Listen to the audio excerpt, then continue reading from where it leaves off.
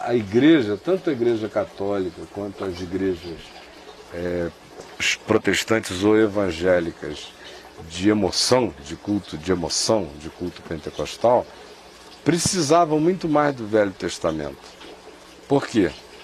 A igreja católica, porque ela é um sincretismo de muitas coisas, mas entre as coisas que ela tomou como sincréticas e incorporou dentro do seu culto, estão os ritos do sacerdócio judaico do Velho Testamento, do qual ela tirou apenas a imolação de animais, mas até mesmo nesse sentido, o pão como hóstia que vira o corpo de Cristo durante a Eucaristia e o vinho que se transforma no sangue de Cristo, conforme o dogma católico, reproduz a ideia do sacrifício, de modo que o Velho Testamento era utilíssimo à Igreja Católica por causa de todo o processional litúrgico e de ritos e de sacrifícios.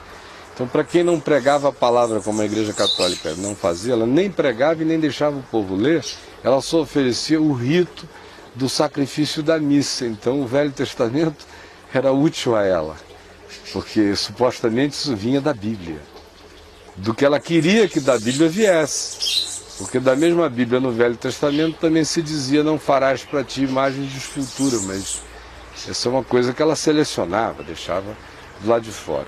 E os cultos de emoção e de barganha com Deus, como os neopentecostais, os pentecostais e o protestantismo de barganha, a igreja evangélica de barganha, como a gente disse no início, precisa do Velho Testamento, porque lá ela encontra aquele amparo do tipo: ó Deus, se tu me abençoares assim, eu farei isso por ti. Ó Deus, se tu me deres isto, eu prometo que não farei aquilo. Que é uma coisa da primitividade da fé. Eu tenho filhos adultos, que se chegassem hoje para mim dizendo: papai, se você fizer isso por mim, eu prometo que eu não farei aquilo, eu ia dizer: olha, você já é um homem, mas está precisando apanhar. Porque isso era compreensível quando eram pequenos. Mas dado ao tempo decorrido, dadas as revelações de vida que tiveram, dadas as plenitudes de compreensão que alcançaram, já não tem cabimento. Então era uma coisa que cabia em Jacó, mas não cabe em Paulo. E sinceramente, Jacó foi salvo pela graça de Deus, é um homem que eu vou encontrar, meu irmão, na graça, mas entre a consciência e o entendimento de Jacó sobre Deus e a vida, e a consciência e o entendimento de Paulo sobre Deus e a vida, me desculpe, Jacó é uma criança do jardim da infância, cheio de barganhas, não me serve, é meu irmão, mas de um tempo de uma primitividade da qual eu passei em Cristo. Ele vivia do que não era ainda, do que não tinha vindo. Ele vivia de esperanças que se simbolizavam e se materializavam em alguns elementos que apontavam o que viria. Mas depois que aquilo que era apontado como um dia a ser aguardado veio e se encarnou e disse que está tudo consumado nele, qualquer tentativa de retroação é como quem escolhe voltar para um estado de imbecilização, de apequenamento do entendimento. Porque é óbvio que Abraão viu os dias de Cristo e se alegrou e se regozijou. Mas o entendimento que Abraão tinha sobre Cristo não dá para comparar com o entendimento histórico que Paulo teve acerca de Cristo. Então, todos os que antes foram salvos o foram em Cristo, antes da encarnação, em qualquer lugar da terra. Não há salvação sem Cristo, seja ele conhecido ou desconhecido.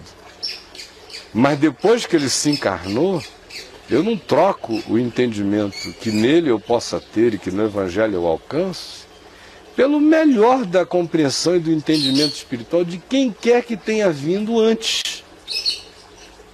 Eu não troco a possibilidade de compreensão que eu tenha do Evangelho hoje pela que Isaías teve do próprio Evangelho, porque ele profetizou 800 anos antes de Jesus se encarnar.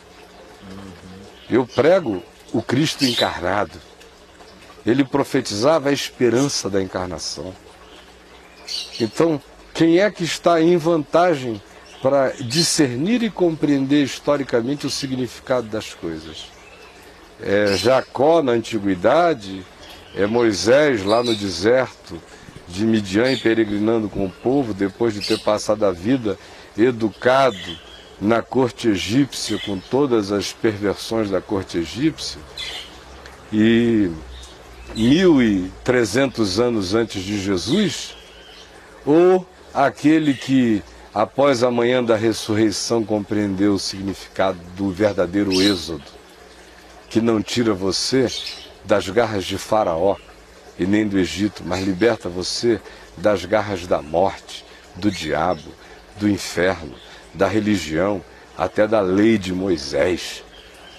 Então quem é que alcançou entendimento maior?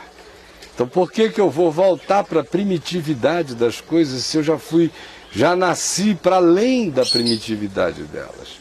Isso é que é começar no espírito e se aperfeiçoar na carne. Essa é a grande angústia de Paulo, quando ele diz, olha, a sensação que me dá é que eu estou correndo em vão, porque quanto mais eu anuncio o que já é e digo o que deixou de ser, mais vocês vão se tornando discípulos de uma coisa no meio. Vocês querem ficar com o que já é mais o que deixou de ser. Aí vocês estão anulando uma coisa pela outra, porque o fim da lei é Cristo, para a justiça de todo aquele que crê. Quando você lê a carta aos Hebreus, qual é a angústia? Se não essa.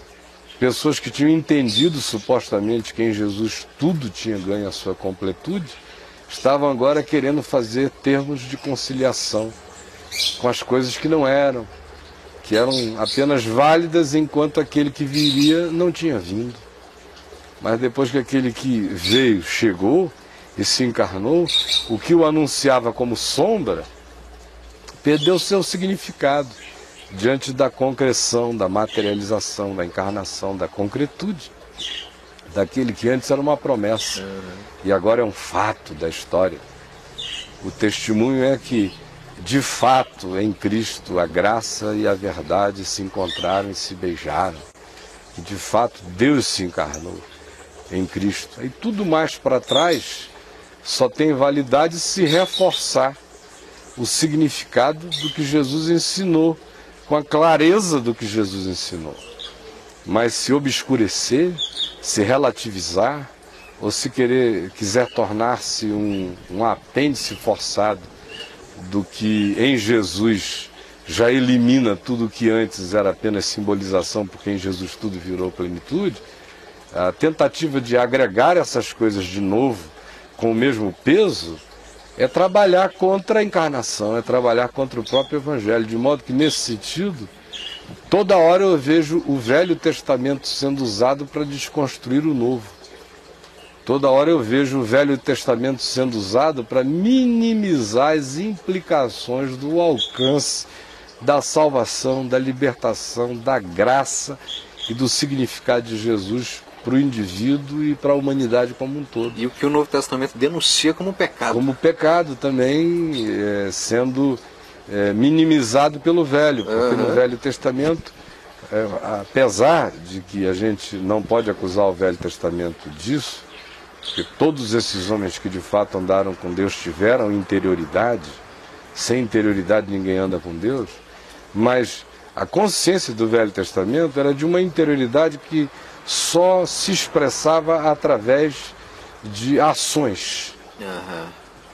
O Velho Testamento carece de psicologia. Ele é extremamente comportamental. Isso. E quando você chega e vê em Jesus uma psicologia sendo introduzida mais profunda do que a lei, por exemplo, Senhor, esta mulher foi apanhada em flagrante adultério.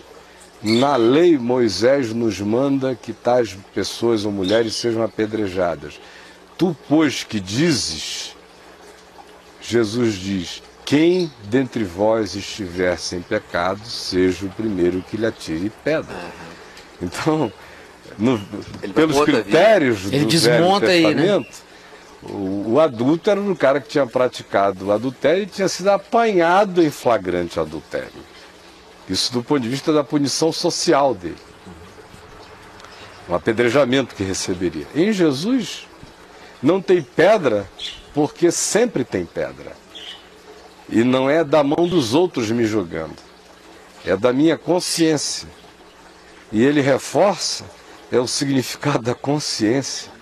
Se não surgir uma consciência dentro dessa mulher, vocês vão fazer só uma montanha de pedras. E vocês vão virar estátuas de pedra enquanto a apedrejarem.